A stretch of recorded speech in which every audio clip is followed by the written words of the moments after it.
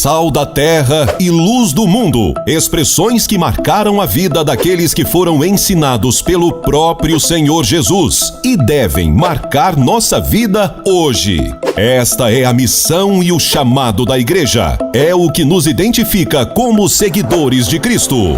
No segundo trimestre, nas lições bíblicas de adultos da CPAD, aprenda detalhadamente sobre os valores do Reino de Deus, a relevância do Sermão do Monte para a Igreja de Cristo, comentada pelo pastor e escritor Osiel Gomes. Os princípios da Palavra de Deus são diretamente opostos à realidade deste mundo e não podemos nos conformar com o modelo mundano, mas seguir a verdade transformadora da Palavra de Deus que Jesus ensinou. As batalhas de nosso tempo devem ser combatidas com armas espirituais. Não devemos temer as circunstâncias, mas crer no poder daquele que criou todas as coisas. No Sermão do Monte, Cristo nos revela acerca do favor de Deus e nos mostra que somos uma nova criatura, filhos amados do Pai.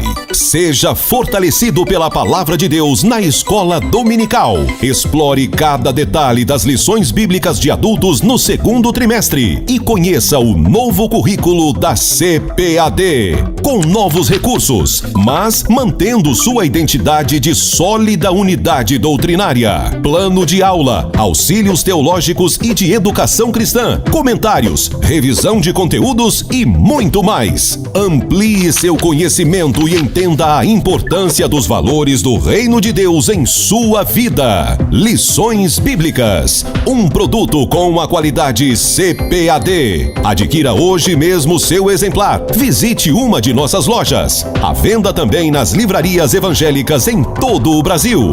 Ou acesse www.cpad.com.br. E você ainda pode fazer seu pedido por telefone 0800 021 7373. CPAD, a editora da Escola Dominical.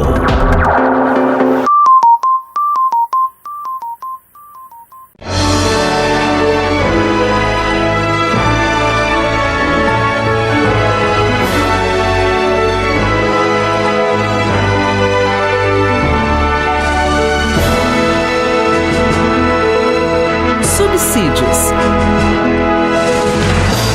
Lições Bíblicas Adultos.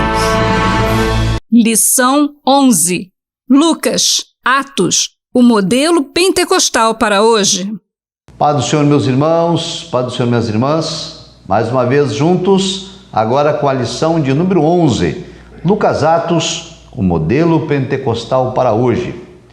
Como subsídios para a nossa Escola Bíblica Dominical, lembramos que Lucas, Atos são 2 volumes escritos pelo mesmo autor, o médico amado, Lucas. Os relatos são escritos a partir de premissas históricas e teológicas. Assim sendo, é importante destacar que Lucas é tanto historiador como teólogo. Desse modo, além da dimensão histórica, a obra lucana também tem uma dimensão didática e teológica. Essas narrativas servem de modelo para o comportamento cristão e a vida da igreja em todos os tempos. A lição se divide em 3 tópicos. O tópico 1, o Evangelho de Lucas, o Espírito Santo no ministério de Cristo. O tópico de número 2, Atos dos Apóstolos, o Espírito Santo no ministério da igreja. E o tópico 3, um modelo pentecostal para a igreja contemporânea. No ponto 1, subponto 1, nós temos o Espírito Santo no Evangelho. Registramos que Lucas enfoca a vida e a obra de Cristo. O evangelista enfatiza o papel e a importância do Espírito Santo no advento do Messias. E esta ação do Espírito Santo no Evangelho de Lucas é percebida em diversos momentos. Por exemplo, na vida de João Batista. João Batista é o precursor de Cristo.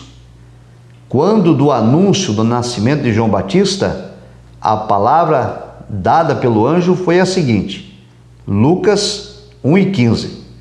Ele será cheio do Espírito Santo, já desde o ventre de sua mãe.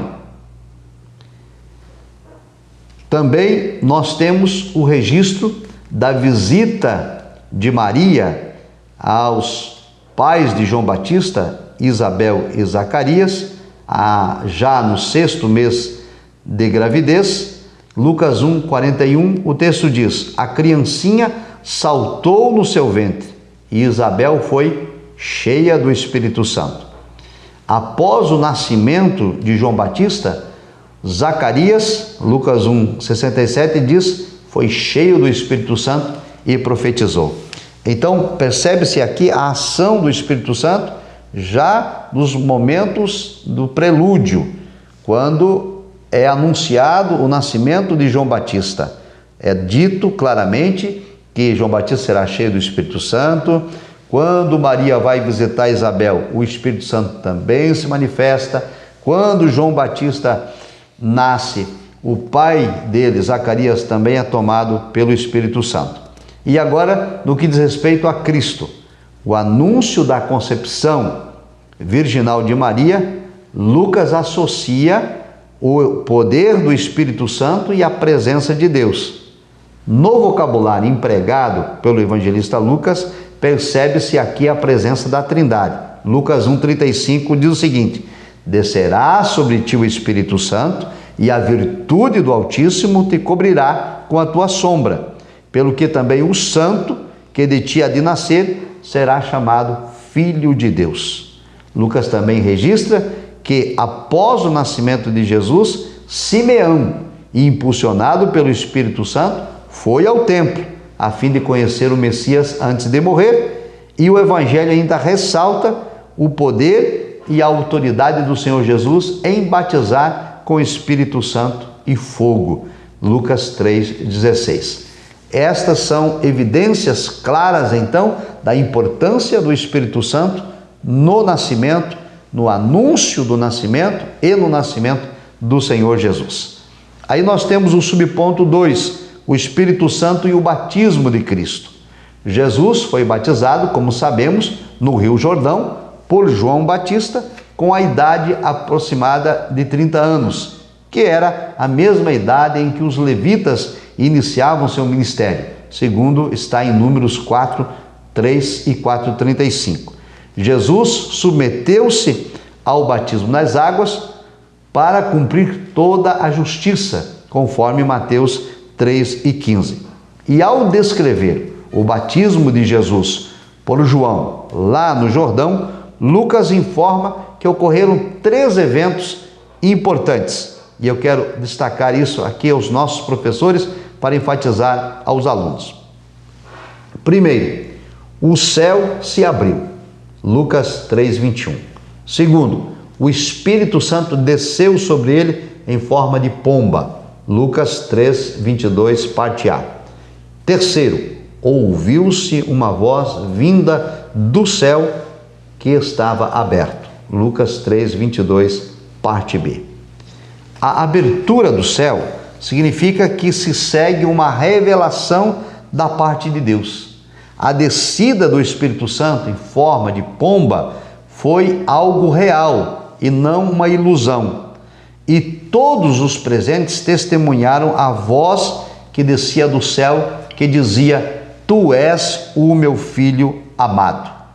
O céu aberto, o evento da descida do Espírito como pomba e a voz que se ouviu do céu identificava Jesus como Filho de Deus, e era então um início do ministério público do Senhor Jesus. Era uma revelação, era um atestado do ministério de Cristo que se iniciava agora publicamente. Esse evento simbolizou então a real messianidade do Senhor Jesus, conforme profetizado pelo profeta Isaías, em Isaías 11:2, Isaías 42:1, e também serviram como sinal para que João Batista tivesse a plena convicção de que de fato Jesus era o Cristo, conforme registro de João, capítulo 1, 32, 33. E outro detalhe que se destaca aqui é a presença clara da Santíssima Trindade, o Pai,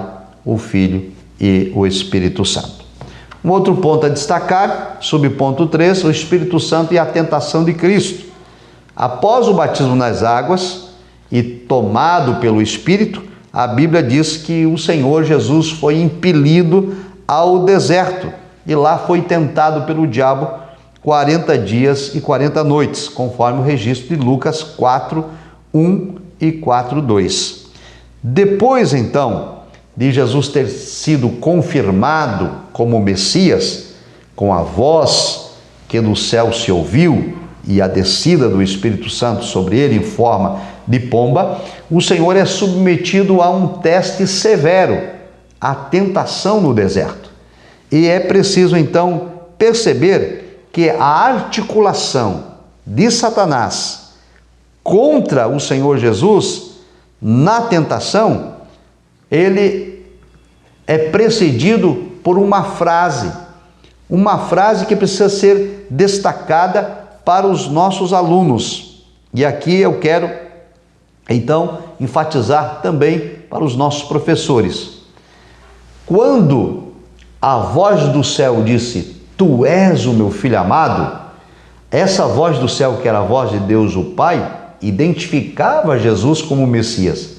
E os irmãos precisam destacar isso para os alunos, que na hora da tentação, o diabo provoca Cristo e o submete a um teste de fidelidade, dizendo assim: "Se tu és o Filho de Deus, como a voz do céu disse, transforma essas pedras em pães." E outra vez: "Se tu és o Filho de Deus, como a voz do céu disse, joga-te daqui para baixo, porque os anjos vão te proteger." Percebam então, meus irmãos, que a tentação era, por parte do diabo, uma tentativa de colocar em dúvida o ministério, a messianidade e a divindade do próprio Cristo. Porém, o Senhor o venceu usando a autoridade da palavra, como todos nós já sabemos.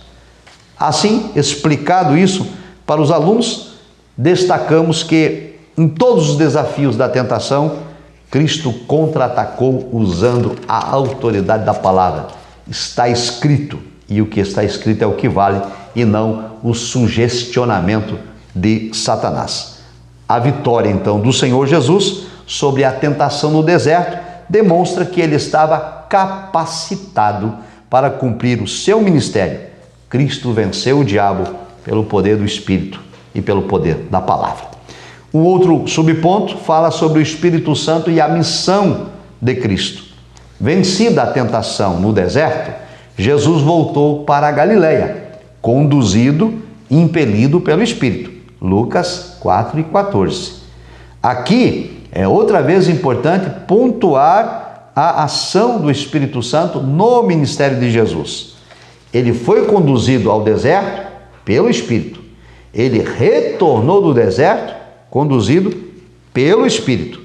Lucas informa que, depois de ministrar em alguns lugares, o Espírito dirigiu o Senhor Jesus a Nazaré. Lucas 4:15 e 16. Nazaré era uma cidade desprestigiada, era um lugar mal falado, porém foi ali, naquele lugar que as pessoas não valorizavam, que o anjo anunciou o nascimento de Jesus para Maria, conforme o registro de Lucas capítulo 1, verso 26. Maria estava em Nazaré, quando o anjo anunciou o nascimento de Jesus para ela. Ali em Nazaré também foi o lugar onde Jesus foi criado, e por isso identificado como Nazareno, conforme Mateus 2:23. E aqui é importante destacar isso também, prezados professores, aos nossos alunos. Foi na cidade de Nazaré, na sinagoga de Nazaré, que o Senhor Jesus, depois da tentação do deserto, se apresentou no dia de sábado, se assentou e abriu o livro da lei, e foi-lhe entregue, nesse caso, o livro do profeta Isaías, e ele fez a seguinte leitura: o Espírito do Senhor é sobre mim. E a partir dali, então, ficou publicamente declarado que o ministério de Jesus estava cheio do Espírito Santo. Assim, eu quero destacar isso. Ao desenrolar o rolo do profeta Isaías, ele leu essa passagem e, ao terminar a leitura, ele se assentou no lugar do orador, a congregação ficou olhando para ele, e então o Senhor passou a explicar o texto e disse: hoje cumpriu-se essa escritura. Aqui, Jesus declara que o Espírito qualificava o seu ministério para evangelizar os pobres, para curar os quebrantados de coração, para libertar os cativos e oprimidos, para restaurar os cegos e anunciar aos pecadores o ano aceitável do Senhor. Percebam então, prezados professores, professoras, superintendentes, a importância da ação do Espírito Santo na vida e no ministério do Senhor Jesus. Enfatizem e destaquem isso aos seus alunos. Vamos agora ao ponto 2. Atos dos Apóstolos, o Espírito Santo no ministério da igreja. O Espírito Santo em Atos, subponto 1. Ao concluir o Evangelho de Lucas, o autor, ele registra as palavras do Senhor Jesus em Lucas 24, 49, quando Cristo instruiu os discípulos a ficarem em Jerusalém até serem revestidos de poder. Desse modo, após o Senhor Jesus ter sido elevado aos céus, conforme o registro bíblico, o livro de Atos dá prosseguimento à narrativa do Espírito Santo, agora atuando na vida da igreja. O autor ratifica que o derramamento do Espírito era a capacitação necessária para a evangelização dos povos. É importante ler isso para os alunos. Atos 1:8. E diz: recebereis a virtude do Espírito Santo e ser-me-eis testemunhas, tanto em Jerusalém como em Judeia, Samaria e confins da terra. Essa atribuição de testemunhar de Cristo em Jerusalém, Judeia, Samaria e confins da terra não poderia ser executada pelos discípulos por mero esforço humano. Eles precisavam aguardar o derramamento do Espírito Santo. Enfatize isso para os alunos. Ora, o livro de Atos relata que o Senhor Jesus se apresentou aos discípulos por um espaço de 40 dias com muitas e infalíveis provas da sua ressurreição. Atos 1:3.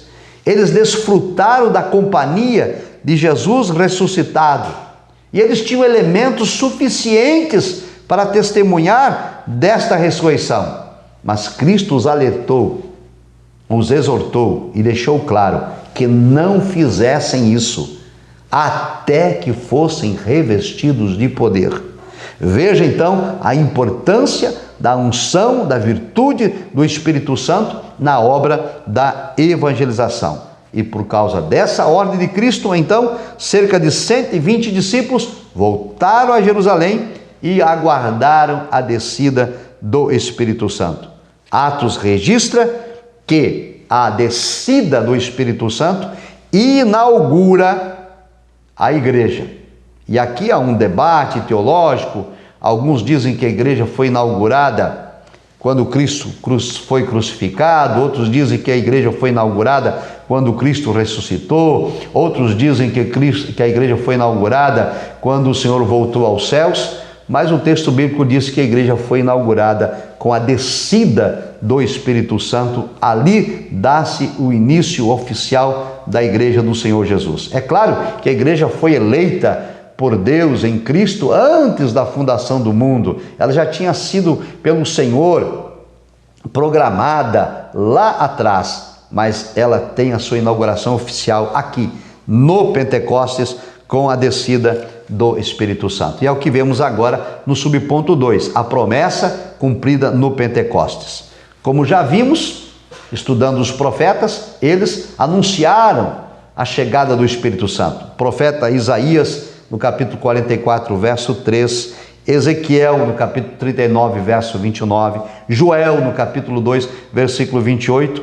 No Novo Testamento, o precursor de Jesus, João Batista, também confirmava essa promessa, anunciando que aquele que viria depois dele batizaria com o Espírito Santo e com fogo. Isso está registrado em todos os evangelhos sinóticos e também o evangelho de João.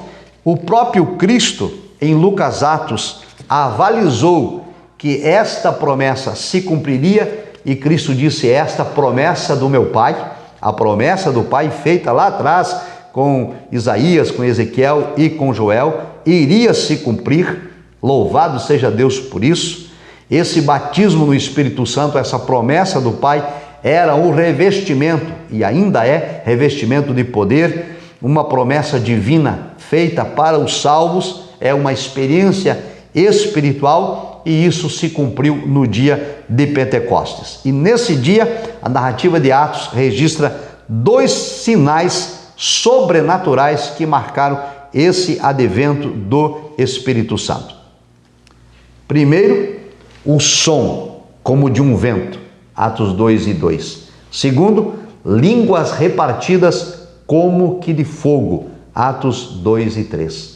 A nossa declaração de fé das assembleias diz o seguinte: eram sinais particulares, que não se repetiram posteriormente nos demais batismos do Espírito Santo, pois se tratava de um evento solene e único que se repetiria nos demais registros dos Atos dos Apóstolos, seria somente o falar em outras línguas. Portanto, o advento, a descida do Espírito Santo, tem 2 elementos que não se repetem: o som como de um vento e as línguas repartidas como que de fogo. Porém, o falar noutras línguas vai se repetir em todos os demais eventos e registros do batismo com o Espírito Santo na história da igreja primitiva.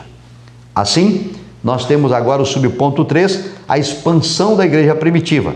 Após receberem o poder do Espírito que capacitou aqueles crentes para o serviço cristão, o apóstolo Pedro se levanta e prega o primeiro sermão da igreja inaugurada. E já no primeiro sermão, quase 3.000 almas se rendem ao Senhor Jesus Cristo.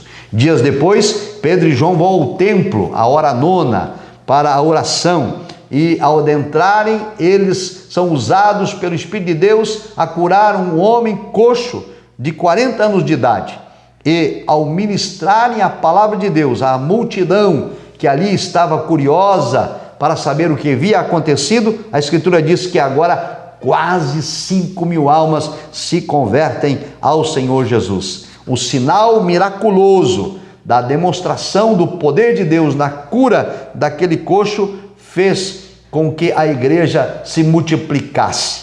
Assim, despertou, infelizmente, inveja nas autoridades judaicas constituídas, e os apóstolos foram proibidos de pregar o nome de Cristo. Mais tarde, eles foram lançados na prisão pública, mas de modo sobrenatural, o anjo do Senhor os libertou. Os religiosos, enfurecidos, apedrejaram Estevão em praça pública, e a violência contra a igreja foi tão grande que todos foram expulsos de Jerusalém, exceto os apóstolos. Mas essa expulsão de Jerusalém tinha um propósito divino. Os que foram dispersos foram cumprir a missão dada por Deus, evangelizar na Judéia, na Samaria e até os confins da terra. Desse modo, o mover do Espírito agiu de modo sobrenatural na vida das pessoas e também alcançou o mundo gentílico.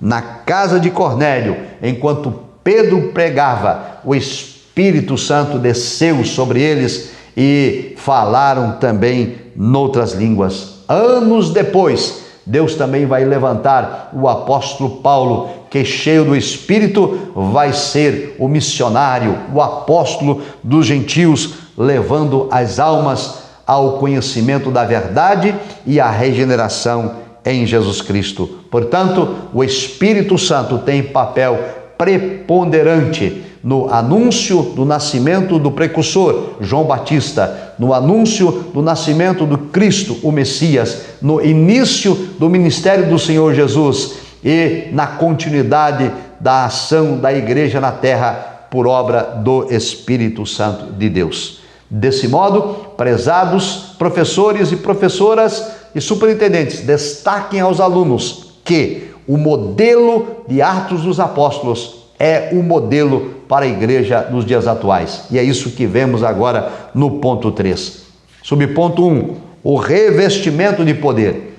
Esse batismo no Espírito Santo, que é a capacitação espiritual da parte de Deus para a operação miraculosa, para a pregação do Evangelho. O Espírito Santo que dinamiza a nossa vida para o serviço cristão. O Espírito Santo que capacita o corpo de Cristo, a igreja, de pregar o Evangelho. Esta promessa, ela está em vigor, está disponível para todo crente que crê em Jesus Cristo como Senhor e Salvador da sua vida.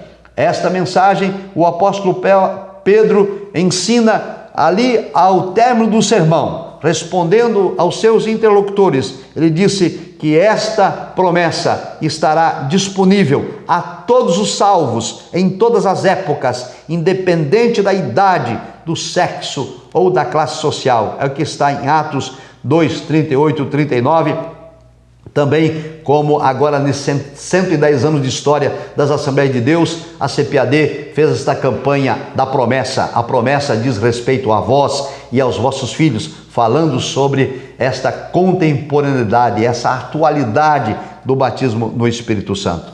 E a Bíblia Sagrada diz no livro de Atos que a experiência do batismo no Espírito Santo pode ocorrer junto ou após a regeneração.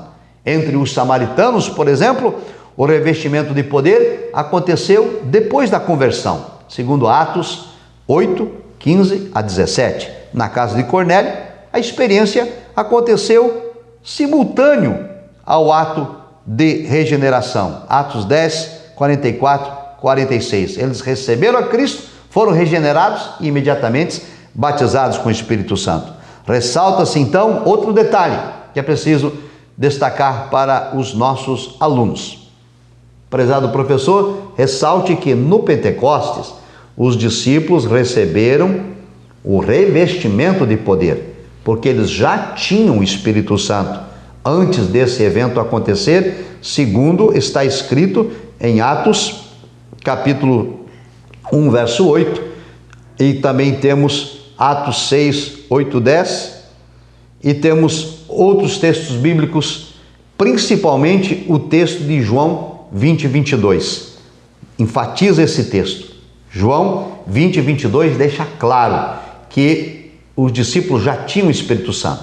E Atos 1 e 8 fala que eles vão receber agora um revestimento de poder. Isso é importante esclarecer para que não haja confusão e entendimento equivocado. Assim, o subponto 2 da nossa lição fala que o modelo do batismo do Espírito Santo para a igreja atual tem como evidência inicial, falar noutras línguas. O Espírito Santo concedeu aos discípulos que falassem noutras línguas. A palavra glossolalia, de origem grega, que indica línguas concedidas pelo Espírito, podem ser tanto humanas como celestiais. 1 Coríntios 13 e versículo 1. O sinal do batismo no Espírito Santo é uma expressão verbal inspirada, mediante o qual o Espírito capacita o crente a falar noutra língua, uma língua nunca aprendida. Reitera-se então que a evidência inicial do batismo no Espírito Santo é falar noutras línguas. A teologia sistemática pentecostal diz claramente: o batismo dos crentes no Espírito Santo é testemunhado pelo sinal inicial de falar em línguas, conforme o Espírito Santo lhes conceda que falem, segundo Atos 2 e 4. Então, nessa assertiva, prezado professor e professora, é preciso reafirmar aos nossos alunos que a evidência do batismo no Espírito Santo, a evidência inicial, a evidência física é falar em outras línguas.